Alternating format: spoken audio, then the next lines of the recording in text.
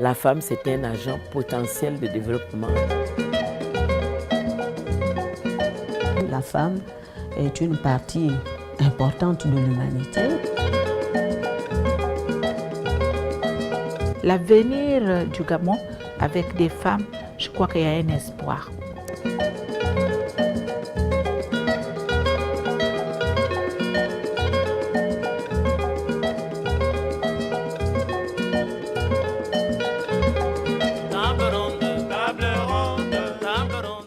La place de la femme gabonaise a évolué positivement.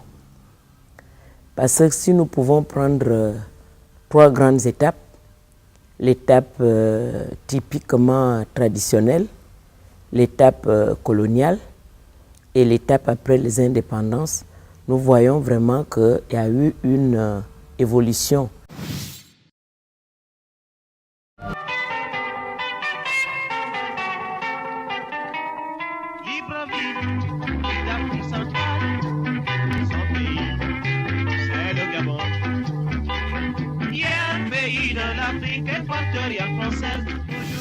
Dans les années 60, le président Léomba va marquer sa volonté d'intégrer la femme au processus de construction nationale. L'éducation et la formation occupent une place de choix dans les priorités du premier président du Gabon. C'est ainsi que le 28 août 1961, un an après l'indépendance, Léomba recrute Ambroisie Nossawa en qualité de première femme au sein de forces de police nationale. En 1962, il est personnellement à l'origine d'une évolution de poids, l'arrivée de 20 autres femmes dans l'armée. Vous voyez, à l'époque du président Léomba, les écrits nous montrent qu'il était parti en Israël et c'est là-bas qu'il avait vu que des femmes étaient des militaires. Et il a transposé ça au Gabon et il a fait un recrutement où les femmes pouvaient être maintenant dans les forces armées, en tout cas tout corps confondu. Je n'étais qu'une enfant à cette époque-là. J'écoutais la radio, hein. On parlait de vous, Vicky Fournier, on parlait de Béatrice Baoulé, et puis on avait Madame Zaou Mabika, hein, on entendait parler de cette femme-là. Il y avait Rose Francine Rogombe, paix à son âme, qui à l'époque aussi était, je crois, elle était premier magistrat. Il y a Madame Okumba. Et puis il y avait une femme dans le Haut-Ogoué, Apolline Ndumba, n'est-ce pas? Donc il y avait quand même ces femmes-là. Dans les secteurs de la communication et de la justice, des femmes comme Vicky Fournier, première vedette de Radio Gabon, et Rose Francine Rogombe, première femme magistrat, feront parler d'elle dans l'histoire du pays. Après l'indépendance du Gabon, nous sommes au 17 août 1960, on va voir comment cette femme commence à occuper des places de choix dans la société, tout comme son frère homme, sans beaucoup de distinction. Évidemment, il y a toujours ce choc familial, ce choc traditionnel, qui veut qu'on choisisse souvent un homme par rapport à la femme, mais je dois dire qu'elle a les mêmes compétences que son frère homme et que jusqu'à présent, son rôle a évolué positivement.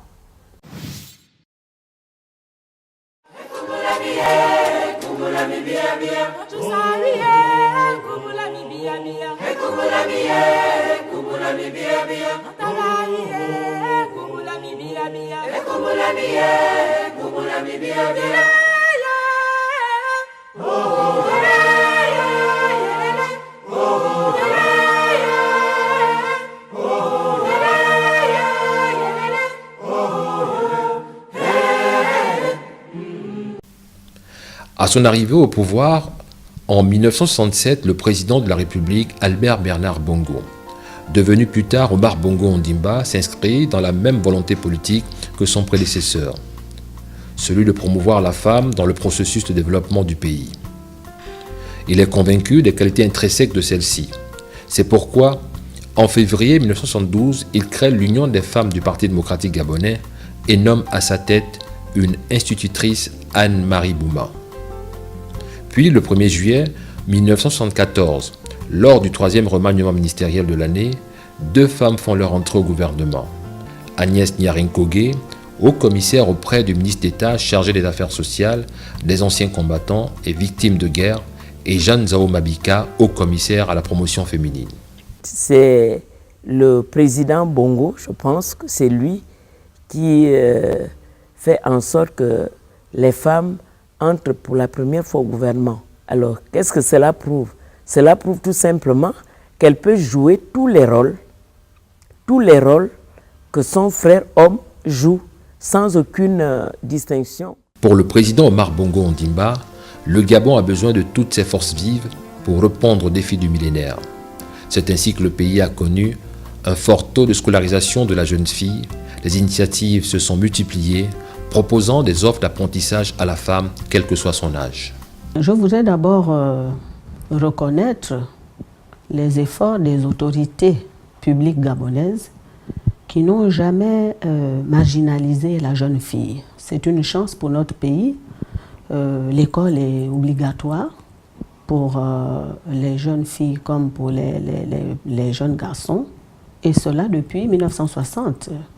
Donc il n'y a pas ce qu'on connaît dans d'autres pays où on choisit entre envoyer le petit garçon à l'école ou la fillette. C'est une chance. Donc l'école est là, accessible à tous les enfants du Gabon. C'est vraiment quelque chose qu'il faut saluer. Depuis les indépendances à maintenant, nous avons enregistré une évolution certaine. Cette jeune fille qui, au même titre que le garçon, a le droit d'être scolarisée, cette jeune femme, au même titre que le jeune homme, a le droit d'occuper un emploi. Cette jeune femme, au même titre que le jeune homme, a la possibilité d'accéder aux postes civils et militaires de l'État. Donc on peut dire qu'au cours de ces années, la femme, tout en tenant compte des différents concepts tant internationaux que bien évidemment l'engagement national, a pu évoluer. Évoluer certes en n'oubliant pas sa culture, mais faisant en sorte aussi que quelques aspects de cette culture qui faisaient d'elle un être assujetti soient revisés, revisités pour lui donner le plein exercice de ses droits.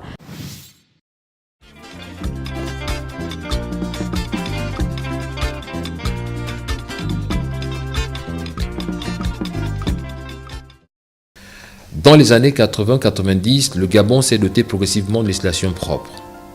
Des actions en faveur de la femme ont été menées. Elles vont de la mise en place d'un secrétariat d'État à la promotion féminine, à l'accès aux postes de responsabilité dans l'administration comme dans les institutions de la République.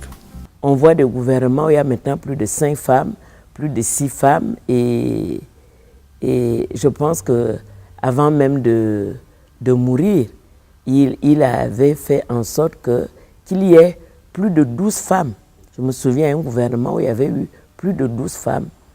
Et cela veut dire tout simplement qu'elles se sont exprimées tant sur le plan politique, administratif, tout en gardant le rôle que la société a bien voulu leur donner. Au plan institutionnel, pour manifester son engagement en faveur des droits des femmes, le gouvernement gabonais, sous l'ère de feu Omar Bongo Ondimba, avait créé un ministère de la famille chargé de la protection de l'enfance et de la promotion de la femme. Un observatoire des droits de la femme, de la parité, dont les objectifs sont la défense des droits de la femme, de la famille et de l'enfant. Harmoniser certaines dispositions discriminatoires en conformité avec l'esprit de la Constitution. Toutes ces mesures ont marqué le début des changements en faveur de l'intégration de la femme dans le processus de développement national. Lorsqu'on constate le chemin parcouru depuis 1960, je pense que la femme a eu des opportunités qu'elle a su saisir, et tout cela parce qu'il y avait des possibilités à sa portée. Dans la vie, il y a toujours des personnes qui vous tendent la main. Il faut donc être au bon moment, savoir saisir cette opportunité et rendre grâce à toutes ces personnes qui ont contribué à votre éducation et à votre formation, et que la responsabilité qui a été la mienne a été une responsabilité aussi politique. Ce qui voudrait dire qu'il y a donc eu la volonté affirmée du président de la République de faire de moi cette femme porte-voix, cette femme porte-flambeau, cette femme qui, dans le cadre de ses responsabilités, pouvait être la première femme ministre de la Défense nationale.